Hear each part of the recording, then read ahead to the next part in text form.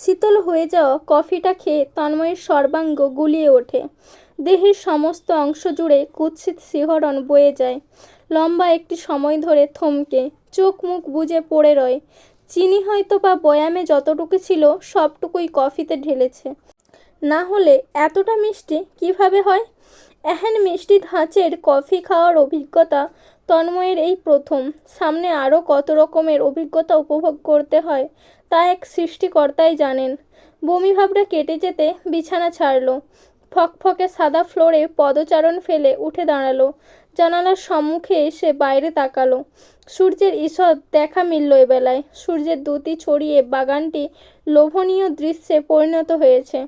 সাত সকালে মন মস্তিষ্ক নিপুণভাবে চমৎকার করতে এই দৃশ্যটুকু নিঃসন্দেহে কার্যকর।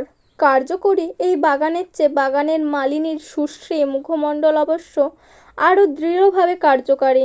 এ যাত্রায় তার উষ্ণ অনুভূতির ছন্দপতন ঘটাতে সেলফোন ভাইব্রেট হতে লাগলো। বড় বড় ইংরেজি অক্ষরে বন্ধু মাহিনের নাম ভেসে উঠল। সাত সকালে ঠিক কী কারণে তাকে কল দিচ্ছে ভাবার সময় নিল না। কল রিসিভ করে ফোন কানে গুঁজল। ওপাশে মাহির নিত্যকার হাবভাবপূর্ণ উচ্চ কণ্ঠে প্রশ্ন ছুড়ল, কই তুই? তন্ময় নির্বিকার গলায় জানালো, বাসায়। আশ্চর্যের সপ্তমে পৌঁছালো যেন মাহিনের স্বর। বাসায়? তাও আজকে? কারণ কি?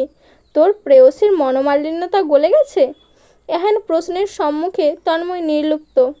তুই কোথায়? তোকে খুঁজতে এসেছিলাম তোর অফিসে। এখন ফিরে যাচ্ছি, সন্ধ্যায় বেরোবি, তখন বলবো। উপাস হতে লাইন কেটে দেবার ধ্বনি কর্ণগোচর হলো। সেলফোন বিছানায় ছুঁড়ে তন্ময় ওয়াশরুম ঢুকলো। দাঁত ব্রাশ করে হাত মুখ ধুয়ে তোয়ালে হাতে বেরোতেই দেখলো অরুকে বিছানা গোছাচ্ছে। বিছানা গোছানো ওর বাহানা মাত্র। নজর ঘুরে ফিরে তার পানেই নিবদ্ধ করছে। তন্ময়ী অবলীলায় ঈষৎ অদেখা হাসে। তোয়ালেতে মুখ মুছতে নিয়ে আয়নার সম্মুখে দাঁড়ায়। অরু ইতস্ততভাবে আড়ে আড়ে দুবার চেয়ে প্রশ্ন করে বসে, আপনি আজ বাড়িতেই থাকছেন বুঝি? তন্ময় আয়নাতে নজর ফেলে দেখে নিজের অবাধ্যগত বলদটাকে। ভ্রু তুলে শোধায়, তুই চাচ্ছিস না আমি থাকি? অরুর সরু চোখজোড়া বড় হয়ে এলো। কেন চাইবো না? তন্ময় উদাস হবার ভান ধরল। চাইবি বুঝি? কেন? কথার মারপেঁচে খেয়ে অরু থমকালো, বিমূঢ় হলো, এলোমেলো নয়নে এদিক ওদিক চাইলো, তোতলানো গলায় বিড়বিড়িয়ে বলল, কত রং, এক এক সময় এক এক ভাবভঙ্গি, থাকছেন নাকি বললেই হয়। তন্ময় দুর্লভ হাসলো এ যাত্রায়।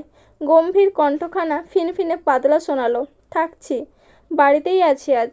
অরুর পাতলা পেলো অষ্টদয় জুড়ে রিনঝিন হাসির বিচরণ। ওই হাস্যকর অষ্টদয়ে দৃষ্টি পড়তেই তন্ময়ের হৃদয় ধক করে উঠল। গতকাল রাত্রির ঘনিষ্ঠ মুহূর্ত নয়ন যুগলের সামনে ভেসে উঠল।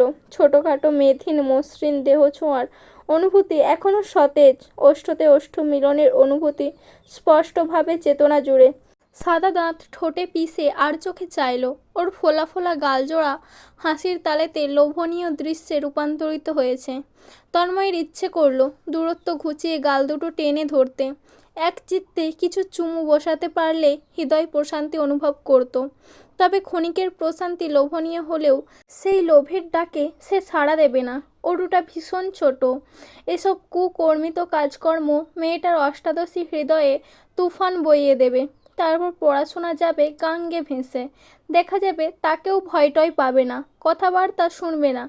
এই যুবতী মেয়েদের আন্ডার কন্ট্রোলে রাখা প্রয়োজন। এই বয়সটা সকল ধ্বংসের শুরু। সে বিমর্ষ গলায় প্রশ্ন করল, কলেজে যাস নাই কেন? ওরও চুপসে গেল। ভেবে চিনতে জবাবে বলল, আপনিও তো অফিস যাননি। তাহলে তো যাওয়া উচিত ছিল। ওরও চেঁচিয়ে উঠল, না, একদমই উচিত ছিল না। আমি আজ ছুটি নিয়েছি। মাথা ব্যথার জন্য চাচ্চু নিয়ে দিয়েছে। বিশ্বাস না হলে চাচ্চুকে জিজ্ঞেস করেন। তন্ময় কঠোরভাবে তাকানোর প্রয়াস চালালো। রেগুলার ক্লাস অ্যাটেন্ড করবি, কোনো প্রকার ফাঁকিবাজি চলবে না। ওরও মিটিমিটি হেসে মাথা দোলালো, জানালো, আমি আজ গরুর মাংস রান্না করব। তন্ময়ের ভালো লাগা, ভালোবাসা, স্নেহ, আদর, আকাঙ্ক্ষা, আকুলতা হুড়মুড়িয়ে খোলা জানালা দ্বারা পালালো। আতঙ্কে ধর পড়িয়ে উঠল বুকের ভেতরটা। অবিশ্বাস্য গলায় নিশ্চিত হতে শুধালো, তুই রান্না করবি? তন্ময়ের আতঙ্কিত কণ্ঠ অরুর কর্ণকুহরে প্রবেশ করল না। সে পুনরায় ব্যস্ত হলো বিছানা গোছানোর এক ফাঁকে বলল, আমি গরুর মাংস রান্না শিখেছি, আজ দুপুরে রান্না করব। তন্ময়ের হৃদয়ের মাঝে সূক্ষ্ম ভাঁজ পড়ল। হাত পা পুড়িয়ে ফেলার ধান্দা? অরুর আত্মবিশ্বাসী গলায় জানালো, আমি শিখেছি, রান্না করতে পারবো। এতটুকু বলার পর কণ্ঠ খাদে নামিয়ে বাকিটুকু বলে ফেললো এক নাগাড়ে, আর এভাবেও ভবিষ্যতের জন্য তো আমায় শিখতে হবে। তন্ময়ের বুঝতে আর বাকি রইল না এই গরুর মাংসের তোড়জোড় কার জন্য হচ্ছে। নস্টালজিক অনুভূতি হলো তার। পর মুহূর্তেই চিন্তিত। অরুর রান্নাবান্নার করুণ অবস্থা। ঠিকঠাক রান্না করলেই হয়, না হলে আজ তার প্রিয় খাবার অপ্রিয়র তালিকায় যুক্ত হবে। প্রেয়সীর উত্তেজনায় ঘি ঢালতে তন্ময় কোনো রকমে বলল, অল দ্য বেস্ট। আত্মবিশ্বাসের সঙ্গে অরু গদগদ ভঙ্গিতে মাথা দোলালো। ছোট করে, খেতে আসুন বলে প্রফুল্ল বদনে বেরিয়ে গেল। তন্ময় দীর্ঘশ্বাস ফেলল। কফি খেয়ে পেট গুলিয়েছে, গরুর মাংস খেয়ে পেট ঝলসে না গেলেই। আলহামদুলিল্লাহ। সকলের নাস্তা করতে তন্ময় রুম ছেড়ে বেরোলো। সিঁড়ি বেয়ে নামতে নিয়ে দেখলো লিভিং রুম জুড়ে নিস্তব্ধতা, শূন্যতা। মোস্তফা সাহেব, আনোয়ার সাহেব অফিসে চলে গিয়েছেন, দীপ্ত স্কুলে, সাবিহা রবি এ সময় ইউনিভার্সিটিতে, আকাশ ইদানিং ওহি সাহেবের সঙ্গে কাজে বেরোয়, তাই বাড়িঘর এ সময়টাতে ফাঁকা থাকে। তন্ময় সোজা ডাইনিংয়ে চলে এলো। জাবেদা বেগম ছেলেকে দেখতে পেয়ে গলা তুলে শুধালেন, কি দিব খেতে? ঘি দিয়ে পরোটা আছে বানানো, সাথে 2 রকম ভাজি। যা আছে তাই দাও। মিনিট খানেকের মধ্যেই অরু প্লেট হাতে হাজির। 2টো প্লেট দেখে ভ্রু তুলে তন্ময় প্রশ্ন করল, ব্রেকফাস্ট করিসনি? অদূর হতে জবাব দিলেন সুমিতা বেগম, তোমার চাচ্চু কত করে নাস্তা করতে বললেন, করলো না। এখন বেলা কয়টা? এখন বসবে খেতে। তন্ময় পাশের চেয়ারটা টেনে দিল। অরু ঝটপট টেনে নেওয়া চেয়ারে বসলো। তন্ময় গিয়ে পরোটার প্লেট এগিয়ে দিল। নিজে ত্বরান্বিত ভঙ্গিতে খেতে শুরু করলো। ওর খাওয়ার ধরনে বোঝাই যাচ্ছে ক্ষুধার্ত ছিল। তন্ময় 2 আঙুলের সাহায্যে অরুর কপালে টোকা মারল। এত খিদে পেলে সকালে খাস নাই কেন? আর না খেয়ে থাকার মানে কি? আর যদি এমন না দেখি? বোঝা গেল? অরু পরোটা মুখে পুড়ে মাথা দোলালো, যার অর্থ সে বুঝেছে। ব্যস্ততার খেয়েতে নিয়ে খাবার তালুতে উঠল। তন্ময় চটজলদি 1 গ্লাস পানি এগিয়ে দিল। পানিটুকু গিলে নিয়ে অরু খানিক খাওয়ার গতি কমালো, আর চোখে চাইলো পরিপাটি তন্ময়ের দিক।